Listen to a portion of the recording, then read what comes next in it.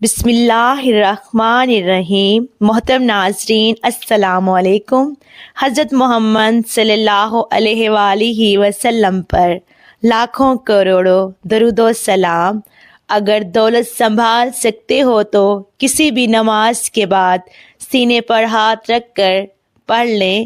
ذاتی مکان، گاڑی، بے تحاشا دولت آ جائے گی۔ محترم ناظرین، آج کا قیمتی وظیفہ میں آپ کو بتانے جا رہی ہوں۔ یہ ایک خاص عمل ہے، یہ ایک خاص عمل میں آپ کے ساتھ شیئر کر رہی ہوں۔ اس عمل کے کرتے ہی آپ کے پاس بے تحاشا دولت آ جائے گی۔ اس وظیفے کی اتنی برکت ہے کہ آپ کے بگڑے کام سنور جائیں گے۔ آپ کا دولت کا مسئلہ ہے، لڑائی جھگڑے کا مسئلہ ہے، گھر میں تنگ دستی، محتاجی ہے، گھر میں لڑائی جھگڑے بہت زیادہ ہیں۔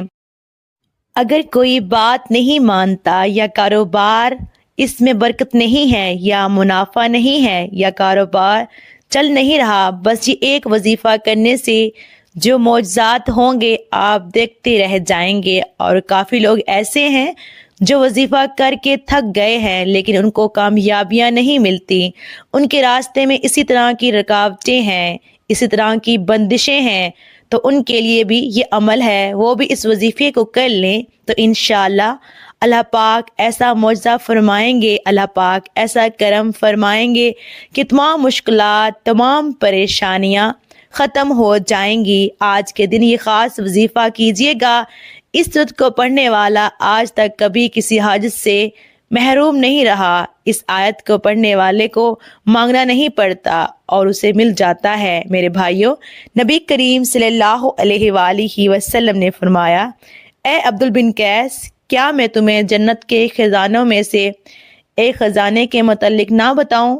میں نے عرض کیا، یا رسول اللہ صلی اللہ علیہ وآلہ وسلم، کیوں نہیں، ضرور بتائیے۔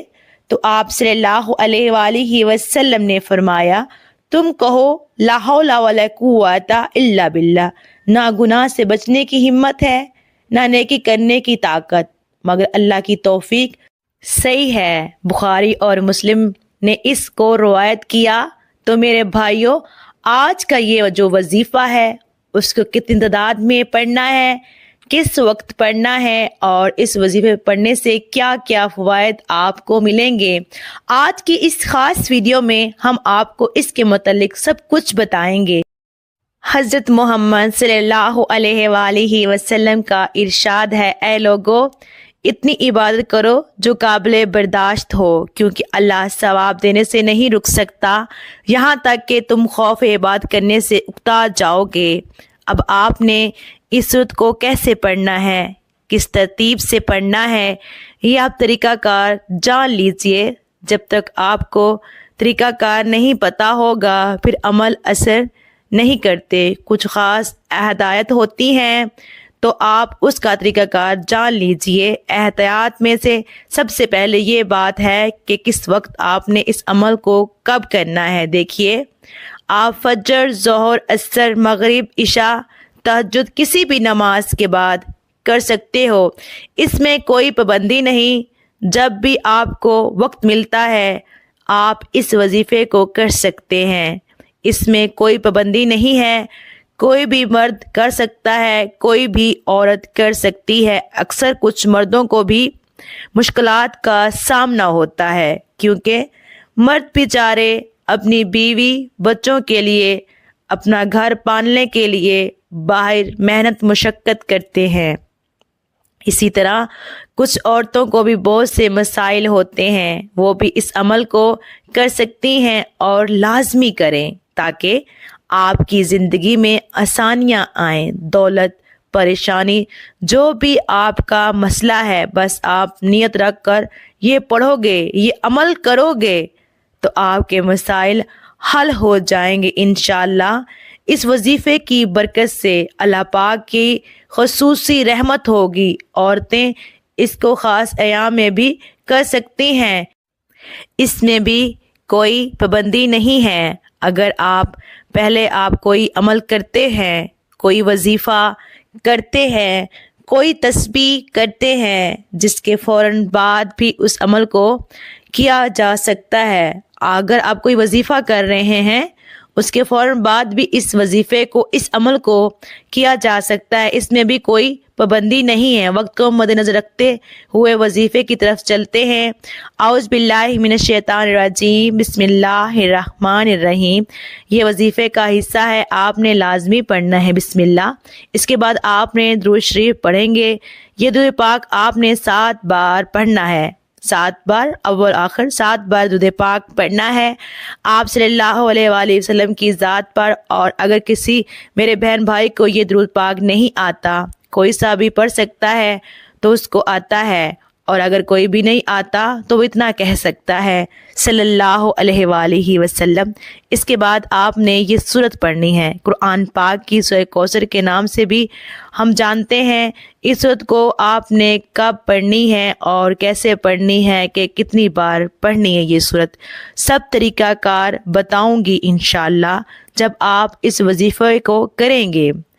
یہ سب پریشانیاں آپ کے اوپر سے دور ہو جائیں گی۔ اس وظیفے کو کرنے سے سب پریشانیاں آپ کے اوپر سے دور ہو جائیں گی۔ اللہ پاک اسی صورت میں ہمیں یہ آگاہ بھی کر رہے ہیں کہ ہم غمگین اور اداس نہ ہوں، کیونکہ ہر مصیبت کے بعد آسانی ہوتی ہے۔ لہٰذا اگر کوئی اللہ تعالیٰ کے دین پر ایمان رکھتا ہے، اللہ تعالیٰ کے وعدوں پر کامل بھروسہ رکھتا ہے، اور اللہ تعالیٰ کے کلام اور رسول اللہ صلی اللہ علیہ وآلہ وسلم کی باتوں پر مکمل یقین رکھتا ہے، تو وہ مصیبت کے بعد آسانی ضرور دیکھے گا انشاءاللہ، اور اسی کی زندگی میں تنگی کے بعد خوشحالی ضرور آئے گی۔ آپ نے اس سورت کو صرف 21 بار سینے پر ہاتھ رکھ کر پڑھنا ہے، اچھی طرح پڑھنا ہے، اور جب آپ اس کو پڑھیں گے آپ کے ذہن میں آپ کے مقصد ہو، جو آپ کے لیے مشکلات بنی ہوئی ہیں، جو آپ کی حاجتیں ہوں، آپ یقیناً اس نیت سے ہی کریں گے کہ آپ کے تمام مسائل دور ہو جائیں۔ اب آپ نے وہیں بیٹھے جگہ چھوڑے بغیر لا حول ولا قوت الا باللہ العلی العظیم، لا حول ولا قوت الا باللہ العلی العظیم، صرف اتنا پڑھنا ہے کہ پورے یقین کا عمل سے کہتی ہوں کہ اس تسبیح کو ہر کوئی جانتا ہے۔ لا حول ولا قوت الا باللہ کا مطلب حضرت عبد بن مسعود رضی اللہ تعالی عنہ فرماتے ہیں کہ لا حول ولا قوت الا باللہ کو میں نے رسول اللہ صلی اللہ علیہ وآلہ وسلم کے سامنے پڑھا تو آپ صلی اللہ علیہ وآلہ وسلم نے کہا، اس کا مطلب کیا ہے، تم جانتے ہو کیا؟ میں نے عرض کیا، اللہ اور اس کے رسول صلی اللہ علیہ وآلہ وسلم خوب جانتے ہیں۔